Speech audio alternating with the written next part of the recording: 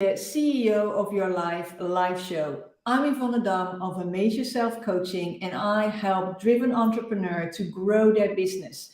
Within 3 to 6 months, you make 30% more income in 20% less time.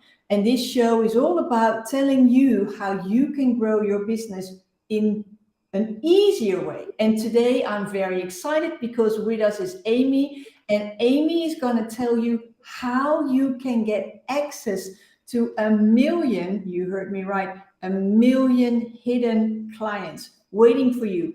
And it's easier than you think. So stay tuned.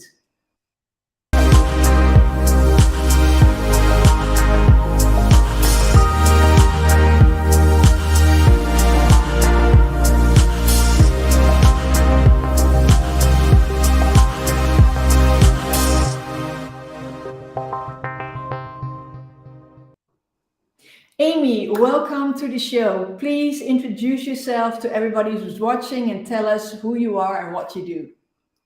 Okay, well, my name is Amy and I own AMG Innovative Consultants. I am the author of The Corn Dilemma, What Food Producers Don't Want You to Know. It will be out January 23rd, 2024. And I help those with allergy-based marketing. If you have a specialty product, food, beverage, that you can't find the consumer who you know wants your product, that's where I step in and help you out. I love that. So the burning question, how to reach 1 million hidden clients. Let's start first.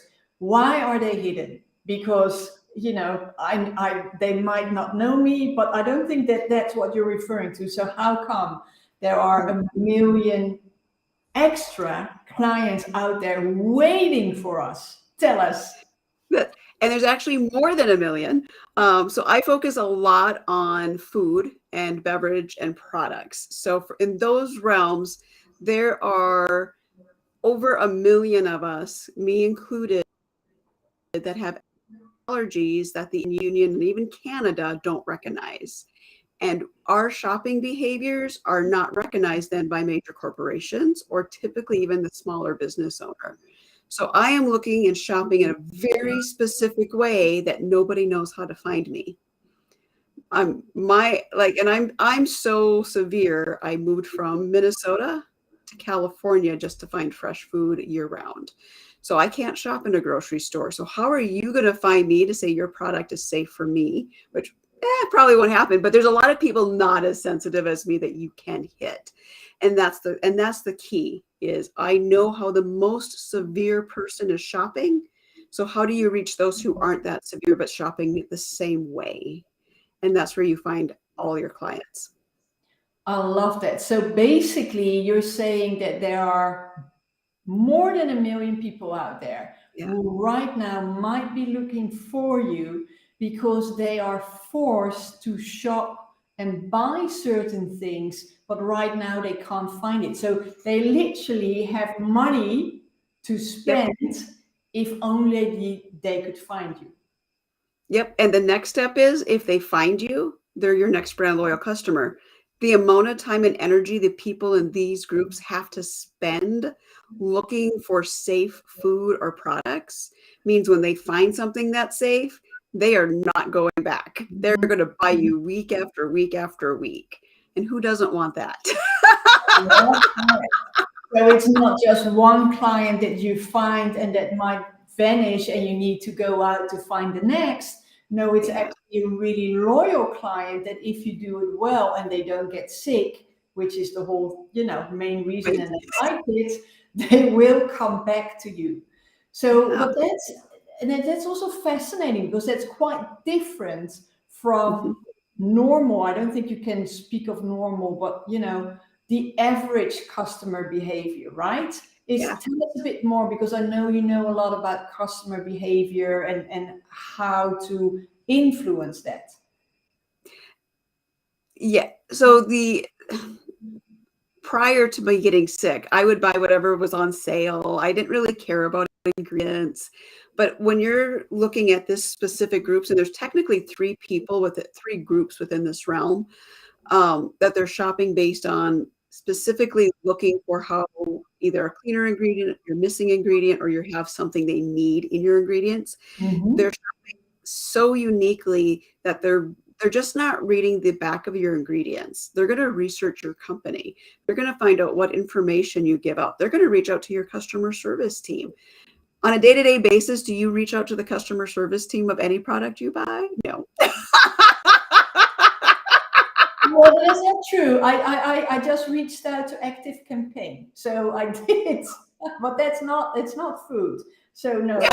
But you know, it was you probably had a problem, right? Like you went through it, you had a problem, and then you reached out. It's not the people doing the research to make sure you're safe for them before they buy. Yeah. Like this is a whole different set of consumers who really understand, and they might have a better understanding of how your product is manufactured than you do. And I think that's the most surprising thing that I've encountered in my decade plus experience with food is mind-boggling how food producers don't understand where their ingredients are coming from. It's like saying, I don't know where milk comes from. It is fascinating. So tell us a bit about your personal story, because like you said, you would buy, most likely as most of us buy, I like something, or it's on sale, or I feel hungry for this, so let's get that, right? Yeah. Things happen to you and this took a drastic turn in your life. Yeah. So I had been experiencing off and on a 3-year sinus infection. And I was in the process of switching a neurology team anyways. And the neurology team found they found a lump in my nasal cavity. So we automatic assumption, oh my gosh, you have cancer or something serious. You need to get it checked out ASAP. And now it turned out, went in for surgery. No, it was, I had such a massive sinus infection that it wasn't a cyst, it was a lump of infection. And gross, right? Gross. Yeah. The stories. At the end, when I woke up and I was going through post-op, the doc is like, only people who have severe food allergies have the issue you had. You have to find out what you're allergic to and get it out of your system now. And that started my journey. So that was March of 2013. And it took me until I finally had it. I was positive it was corn by October 2015. Wow. So it took 2 years because corn's not recognized. And this is why I know how to shop for people that don't have a recognized allergen, and it's not recognized by a government anyways. So that started the process. And what I had to learn in that journey was, okay, I'm not just allergic to corn, it's corn derivatives. Well, what do you mean? What's a corn derivative? What do you mean dextrose isn't sugar? Dextrose isn't sugar. It's not, a lot of things we're told is that if we're using the scientific name, it's still the same thing, but it's not. So dextrose is moldy corn sugar is what it is. That is not the same as cane sugar. I understand. Yeah. Yep. So those are the things and the processes that I had to go through to figure out, how am I going to survive? And then when I realized I was a super sensitive, meaning I am 1 in a million, I'm the canary in the coal mine. I am the one that will scream at you, no, I'm going to die. Yes. And then you do as well. It's not just screaming for you. I mean, you're dropping that is a bit of a different story. Okay. Yeah. Right. So that really is where a lot of this is coming from, is it's that journey to the point where I was starving living in Minnesota because I'm so stiff. I can't eat off of plastic plates. I can't use plastic silverware. I can't use to-go cups. Like everything has to be my own ceramic mug. I can't use certain packaging I have to be aware for, which means I can't shop in grocery stores. I literally have to buy from farmers every day. And part of that is because I don't know, and there's too much of a risk to buy what's in the grocery store. Now, is there possibly someone out there I could buy from? Sure. But I don't know about that because you don't even know. I'm not risking my life to buy your product. Yeah. I hear you. And yeah. No, I was going to ask you, because you said something that kind of puzzles me, and I don't have allergies, knock on wood. Um, so this is new to me, right? And I'm so sure it's new to many people that sell food, are into beverage, are into products that, might harm you or might not harm you. So that's why it's a hidden group. But you said it's an allergy that's not recognized by governments. How can that be? I don't. Right? Like it's mind blowing. You could die, but hey, we don't acknowledge it. How? What? So in my case specifically, there's a huge corn lobby. So in the United States, and they were allowed to write the allergy information for the FDA in the 90s, saying that you can't be allergic to their product. It is human nature. None of us are the same. I am so sensitive. I'm allergic to ice cubes, right? So Oh, I'm sorry. Did you just say you are allergic to ice cubes? No. ice cubes. So if the water comes from plastic bottles, if the water is put in a plastic tray to freeze, if there is any type of plastic that goes into putting in the water into the tray, and then the plastic bag all contaminates an ice cube. So at home, I have stainless steel ice cube trays. I use my safe water to make ice cubes, but I can't get an ice cube at a restaurant. It's going to be covered in plastic. It's going to have some kind of contamination that's going to make me sick. Can you go to restaurants at all? I do. I have to find, that's the beauty of California. There's a lot of farm to table restaurants. Right. Anywhere else, it's a risk. How sick do you want to get to eat out? That's what you have to weigh. But yeah, it's a different way. But the other side of it is governments can't recognize every allergen that exists. You just can't. And one of the big things I talk about in the book is I'm not advocating even for corn to be a recognized allergen. It would make life easy for me, not for anybody else. I hear you. But that's why we go around the other way. What is it we're looking for? If you find out how your consumer is shopping, Mm-hmm. really want that business, give them the information. Yes.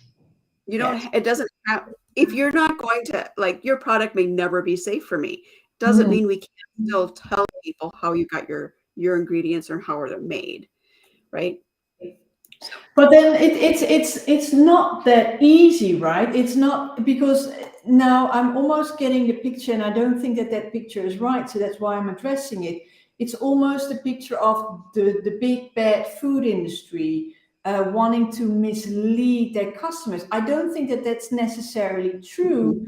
It's just the unknowing, the ignorance, maybe, that this is out there, and that people like you, and I mean that lovingly, you know that, but people like you exist because clearly I had never heard of it. So I can imagine that many people have never heard of it. And it's in a way, it's really sad, because like you're saying, there might be multiple products out there that you could use, but you're not, because the information isn't available.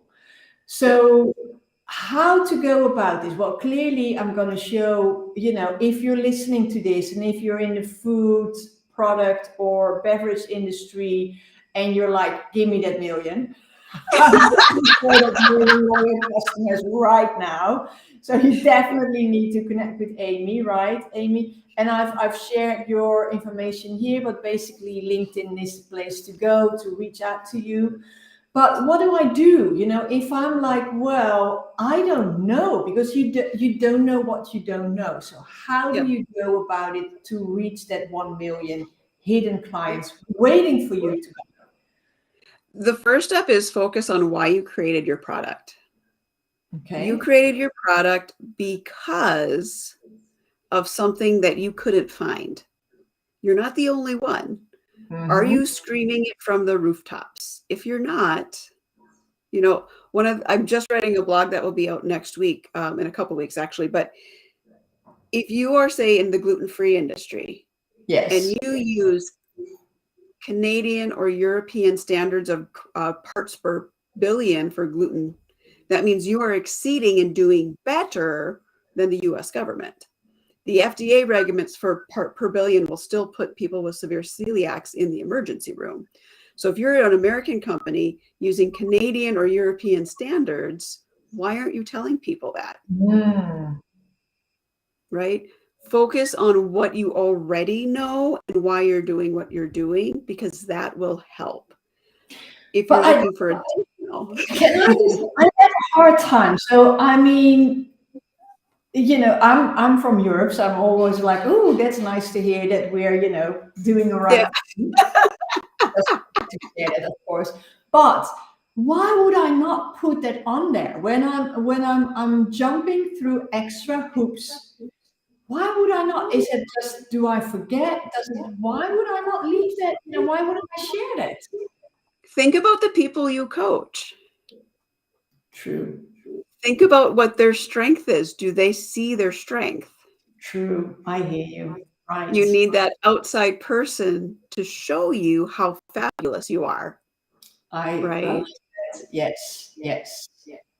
And that at the end of the day is, I've been in marketing here for a few years now, and I went from websites to focusing here because really it comes down to, as business owners, we don't know how to celebrate ourselves and our products. We don't Mm, know what that strength is till someone tells us, and then we're like, is that really everybody, or is it just that one person? So how do yeah. you take apart and take that information? Okay. Right. So let's get back. So you said the first thing is, why did you start a product? Then what?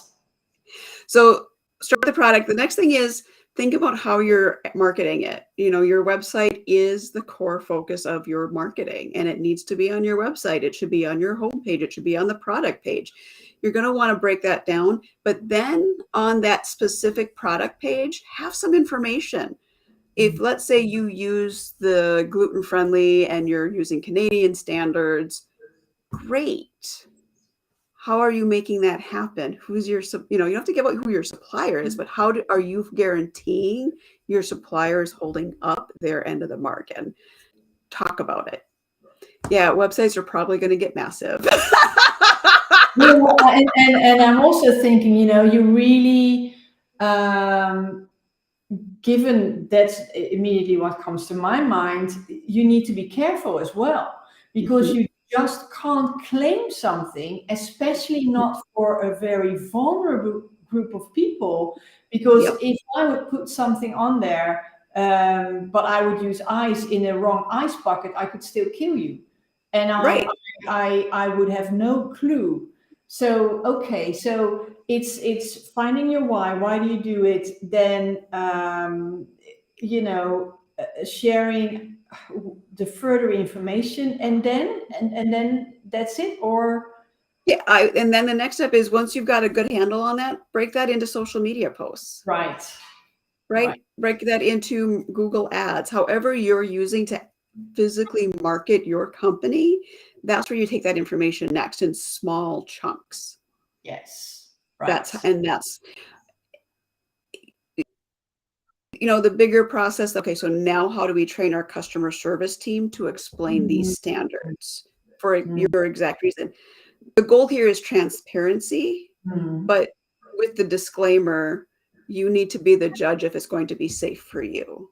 Yes. So at the end of the day, no company can guarantee the safety of anyone that buys their products. You can't. I mean, how many times does lettuce get recalled?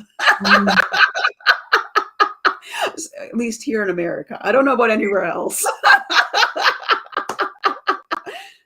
So you just have to remember those disclaimers. You're not going to go overboard and say, we are safe for everybody in this category. No, but you're going to be transparent so people can make their own decision. Yes, I like that. I'm actually thinking, I think it's a lot what I do with my clients as well. Basically, you go back to the basic, you really make an assessment. Where are you now?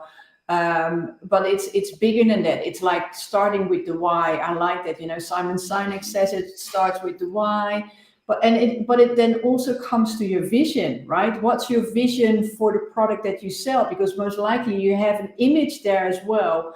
And the reason I think why your vision is very important, and because then from your vision you go to your mission, which you then, talk about to your clients.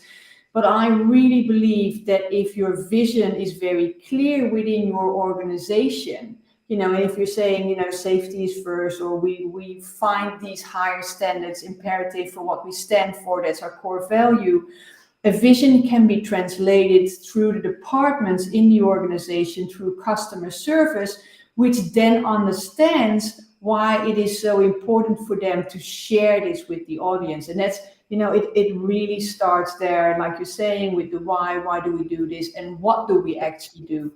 So I love this. I feel there's so much more to say, but we're already coming to the end. Is there something I know there's a lot of things, but I'm not going to ask that. In the final thing, what is the one thing that you still want to share, or you want people to make aware of? Right now, man, that is a loaded question. Yeah. I think the final thought is the goal here is not to scare people. My goal is really that I want to positively impact the food industry by helping the company make more money, but by helping consumers like me find you. In business, I love networking and connecting people. I want to do the same for companies and consumers. How can we connect you and find that perfect match? And you have to understand how people are shopping, and it's those who aren't typically thought of who are your biggest hidden group. I love that. Okay, so there's a million people out there probably waiting for you, and you might not even be aware of it. So contact Amy about that. Now, the final question, Amy, because this is the Be the CEO of Your Life show. This is what I stand for: work less, live more. How are you the CEO of your life? Share it with the audience. How am I the CEO? I am the CEO of my life because I am embracing new prospects for my future, but balancing that with time off. For example, I just came off of a week vacation, and I got more done today in 4 hours than I think I did all last week or the week before before I was on vacation. So I'm taking that time for me so that when I'm at work, I can focus and really get through my work that needs to happen. I love that. I love that. Sharing, that example is great. It's something that many of my clients underestimate, because we're all driven, all ambitious. We want to reach that next level. And what do we think? Go, go, go. Whereas you've now experienced it. You've taken a week off, you come back, you've done more in 4 hours than anyone. So that's what I love to do. So if you're watching this, and besides the 1 million hidden clients, you really want to bring your business to the next level, reach out, because that's what I do. And I love nothing better than to get you more clients in less time. Amy, thank you so much for being on the show. And if you have any queries for me or for Amy, reach out. We're here to help, and see you next time, next place.